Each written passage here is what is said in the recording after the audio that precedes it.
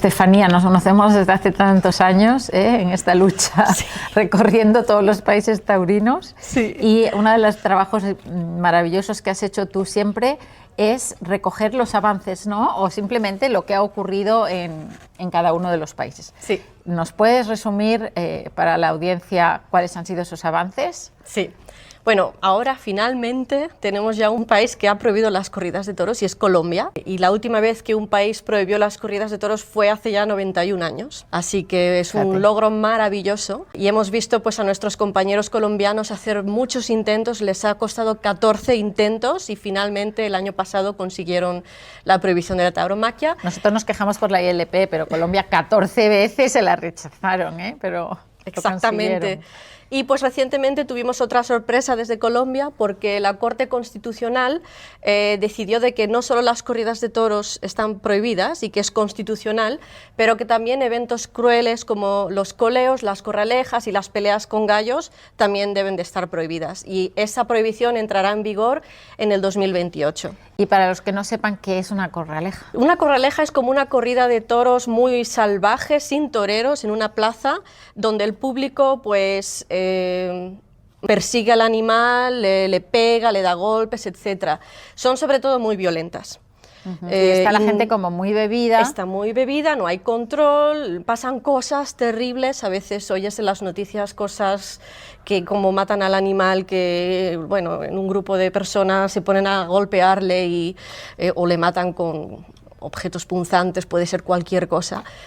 Así que son unas corridas muy violentas, es muy descontrolado. Además hemos visto que una de las cosas que hacen es que están las familias ricas en el palco y la gente como muy pobre, muy humilde, ya totalmente alcoholizada, está en el ruedo, pero estamos hablando de cientos de personas y entonces lo que hacen es tirarles billetes y entonces mientras están ocupados cogiendo los billetes el toro les embiste, mueren personas, sí. Bueno, eso es una cosa...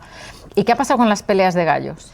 Las peleas de gallos también han sido prohibidas, ha sido incluido, fue una sorpresa total porque nadie se lo esperaba.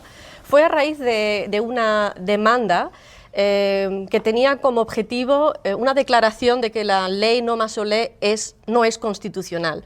Y la Corte Constitucional pues declaró no, sí que lo es, y además vamos a prohibir... Salió el tiro por la culata porque resulta que ellos habían introducido en esa ley que prohibió las corridas de toros las excepciones a las corralejas, al coleo, a las peleas de gallo, y le salió fatal presentar la demanda frente a la Corte, porque la Corte lo que dijo, y además lo que no es constitucional ahora es que haya esta excepción. Sí, así que maravilloso, y para el resto de los países donde aún hay tauromaquia, pues nos da una energía tremenda de continuar con nuestro objetivo. Sí, además uno de los debates que ha habido en esta cumbre es ¿y ahora qué hacemos con los toros? Sí, es que antes no nos lo habíamos planteado nunca porque no nos creíamos que se iba a prohibir, ¿no? Y ahora, exactamente. Pues tenemos que trabajar ese tema. ¿Qué más cosas nos puedes contar? Pues, por ejemplo, este año en la Ciudad de México, el gobierno de la capital mexicana prohibió las corridas de toros con sangre. Entonces no va a haber más muerte del animal ni se va a maltratar. En realidad fue a raíz de una iniciativa ciudadana de varias organizaciones mexicanas y ellos buscaban la prohibición absoluta, pero el gobierno cambió el objetivo, lo cambió en corridas sin sangre. Pero por otra parte no es exactamente lo que queremos, porque nosotros queremos la prohibición absoluta, pero también sabemos que, y ya se ha comunicado en los medios de comunicación, los aficionados, las personas que organizan las corridas de toros en la Plaza de México, que no ven futuro en esta versión de en teoría, una corrida de toros sin sangre. Ok, o sea que al final ellos si no hay sangre no la quieren hacer, ¿no? Exactamente. Ok, creo que también esto se ha visto muy influenciado y sería mucho más difícil que ocurriese si no fuera porque ha habido una reforma de la Constitución Federal también, desde arriba, que ha introducido la prohibición del maltrato animal, en la que tuvo mucho que ver también una compañera que es Elidet Fernández en sus conversaciones en la mañanera, y que ahora permite que se puedan hacer muchísimas más cosas. Y bueno, pues, ¿qué más han hecho los compañeros de México? Sí, también pues este año se consiguió la prohibición en el estado de Michoacán, que es el sexto estado sin corridas de toros. También ¿Cuáles son los estados, te acuerdas? Sonora, Guerrero, Coahuila, Quintana Roo, Michoacán y no sé si me olvido alguno. Vale, nos contaban que donde está más fuerte ahora es Aguascalientes, ¿no? Sí, exactamente. Aún hay lucha, pero nuestros compañeros han abierto una batalla judicial increíble, así que nos sentimos positivos de que hay cosas que que se pueden ganar, pero hay que tener paciencia también. Muy bien, muy bien. Sí. ¿Qué más podemos hablar? Bueno, pues en general vemos en todos los países donde hay tauromaquia que la tendencia es que las corridas de toros vayan bajando y tenemos de verdad cifras que son bastante impresionantes. Por ejemplo, en Portugal, en los últimos 11 años, desde el 2014, han bajado el 36%, han ido de 221 a 143 corridas y estos son espectáculos taurinos en plaza, entonces incluyen las corridas, novilladas, etc. En esos 11 años vemos que en Francia han bajado el 38%, en Ecuador han bajado el 70%.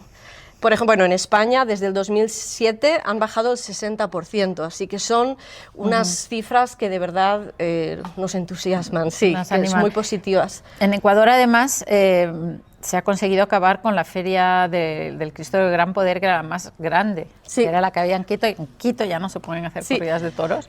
Sí, también de Ecuador tenemos buenas noticias este año, casi me olvido, es que hay tantos avances, es increíble.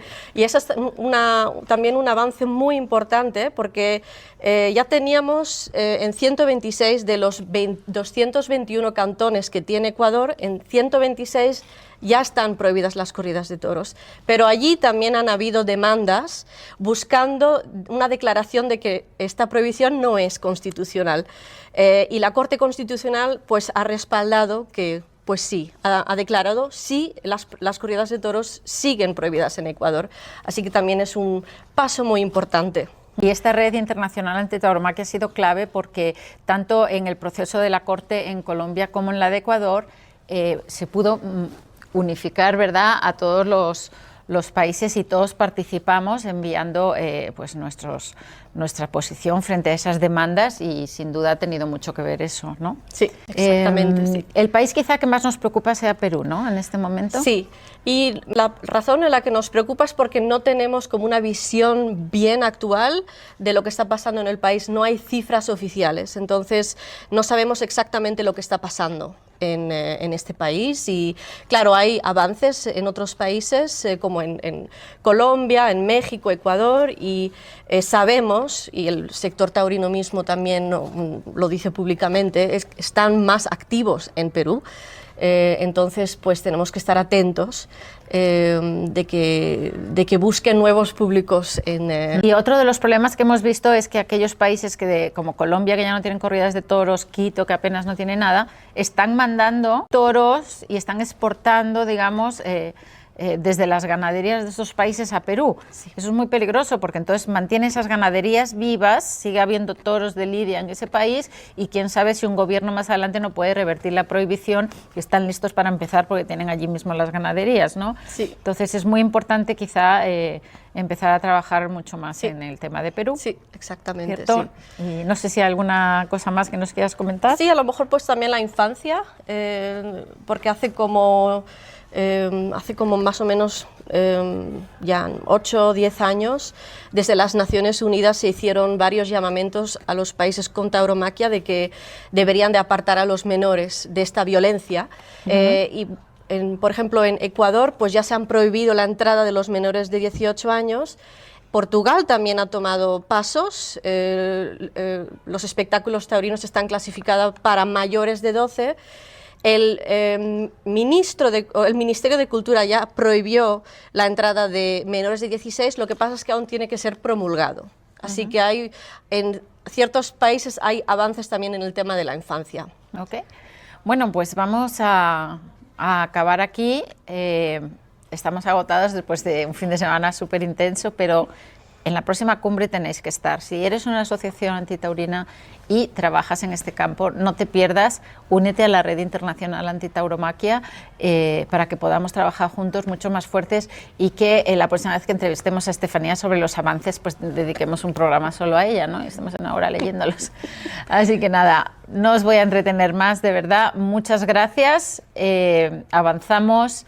Hay que seguir, una batalla perdida no significa perder la guerra, vamos a seguir hasta que el cuerpo aguante y de nuevo, como siempre, muchísimas gracias por estar ahí. Esto es Animales con Derechos, uniendo causas, conectando derechos. Muchas gracias.